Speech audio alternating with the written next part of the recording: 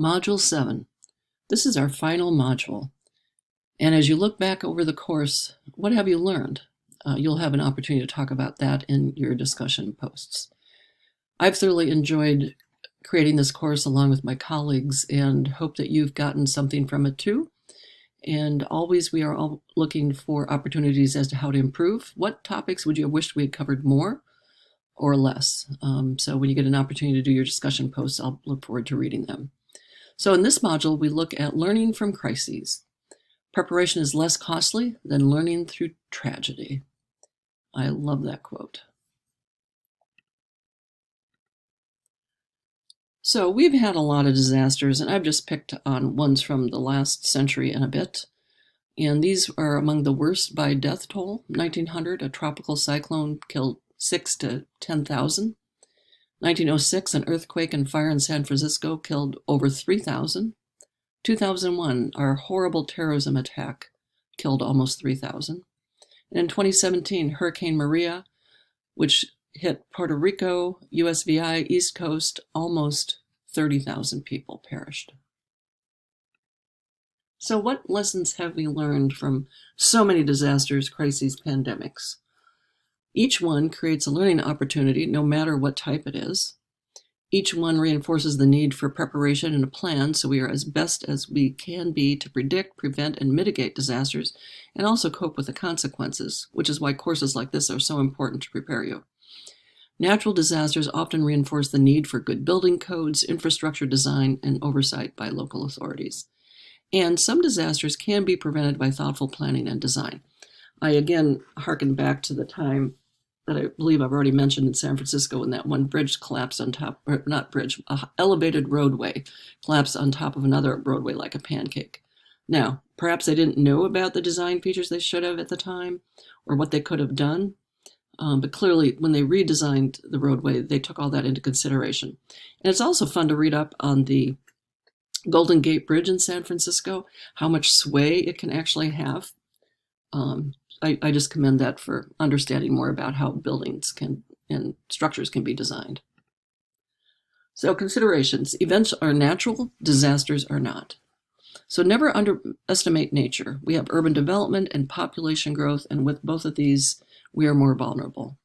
There's been an increase in intensity and frequency of extreme weather events as climate change is happening. No matter what anyone says, there is certainly a climate change going on.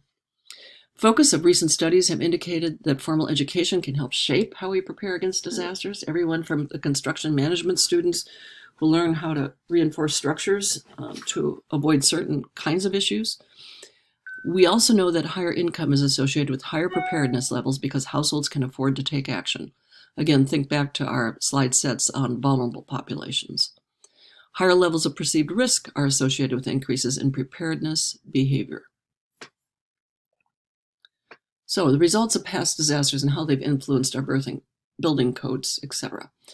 Take a look at the earthquake in Kobe, Japan in 1995. We learned that we needed to communicate better, more often, more completely, and lack of timely information made it difficult for families to get the services that they needed.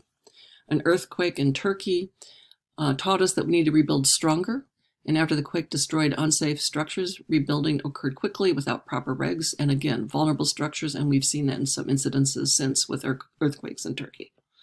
Hurricane Katrina. Aid must be delivered quickly. Wide criticism at the speed at which aid reached affected populations. So let's pick a case study. Cholera continues to happen in different parts of the world. It's got a long history, and while not prevalent in the US, it can serve as a useful example. And it's been associated with climate variability and long-term climate change. Can deconstruct and examine hazard probability, your exposure probability, and your population vulnerability. So that's what we call adaptive capacity. Zimbabwe has had cholera epidemics every year since 1998. So there are risk management interventions. Again, a lot of education. Conventional public health focuses on prevention, and contemporary work looks at sea surface temperature, algae growth in coastal regions, and also mass vaccination campaigns. And of course, for the cholera areas in third world countries, just the availability of decent, clean drinking water is a big one. So what have we learned in our cholera epidemics? Variability in precipitation and temperature can affect both through direct effects on the transmission cycle, but can also through indirect effects such as problems arising from inadequate basic water and sanitation. If other determinants remain constant, climate change would be expected to increase risk by increasing exposure likelihood, through increased variability in precipitation and gradually rising temperatures, and by increasing population vulnerability. The health impacts of cholera epidemics are strongly mediated through individual characteristics such as age and immunity, and population-level social determinants such as poverty, governance, and infrastructure. We also know that experience from multiple cholera epidemics demonstrates that non-climatic factors can either exacerbate or override the effects of weather or other infection hazards. So strengthening and integrating these measures alongside economic development would increase resilience against the health effects of extreme weather and gradual climate change. But as we note, a lot of cholera outbreaks are in third world countries. And if you've ever visited any, you can see the challenges that they have in making sure that the population has clean drinking water and decent sanitation. So let's look at the pandemic and COVID-19 and what we are learning. So it's spread rapidly since the first cases in Wuhan, China in late 2019. I was in China in early 2020 and was learning about it as we were traveling. Many countries introduced lockdowns to control the viral spread, as we have in the US. Some have criticized whether we did it quickly enough and whether we've sustained it long enough. Transparency is key, and when you have a pandemic like the one we're experiencing now, you need decisive leadership. And you need a unified response rather than scattered, diverse approaches. Effective communication must occur at the highest political levels, and vaccine efforts are commendable, but so much more is needed, and we're still, of course, in the hunt for that right vaccine. And it will allow us to improve our health systems based on what we've learned, the need for resilience and responsiveness. So human history and natural history shouldn't be separated. Prevention is better than a cure, isn't that the truth?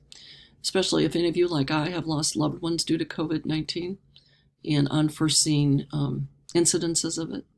Global threats need global collaboration. There's a very key role in the private sector for this. Early warning systems are needed. Again, it's all about speed and trust. And digital access needs need to be viewed as a utility like electricity. We need to be kept informed.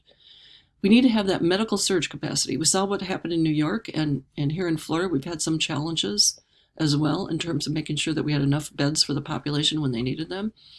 And Minnesota, North, South Dakota, Iowa are all coming at this a little bit later. And I think the jury's still out on medical surge capacity. Health assurance, ability to deliver care to people at home, and ethics and equity, which we've discussed in previous lectures. So, crisis preparedness.